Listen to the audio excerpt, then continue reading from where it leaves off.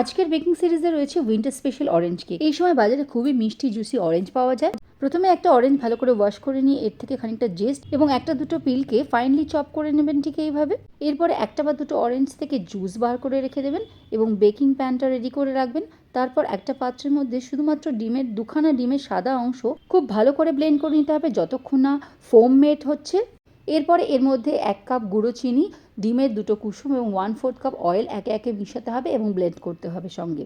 এরপর একটা স্টেনারের মধ্যে 1 কাপ আটা, pinch of salt, half teaspoon cinnamon powder strain করে নিয়ে এই সব কিছুর সঙ্গে আগে থেকে তৈরি করে রাখা অরেঞ্জ জুস এবং অরেঞ্জ পিল কুচি এবং অরেঞ্জ জেস্ট এই সমস্ত খুব ভালো করে মিশিয়ে বেকিং পাত্রে ঢেলে নিয়ে 180 ডিগ্রি সেন্টিগ্রেডে 40 মিনিট বেক করে নিলেই উইন্টার স্পেশাল ফাটাফাটি অরেঞ্জ কেক রেডি। ওভেনের বদলে আপনারা প্রেসার কুকার বা কড়াইতেও করতে পারেন। আপনারা দেখতে পাচ্ছেন কত সুন্দর কালারের স্পঞ্জি কেক তৈরি হয়েছে। তো ঝটপট বাড়িতে বানিয়ে ফেলুন আর আমাকে লিখে জানান কেমন লাগলো আজকের রেসিপি।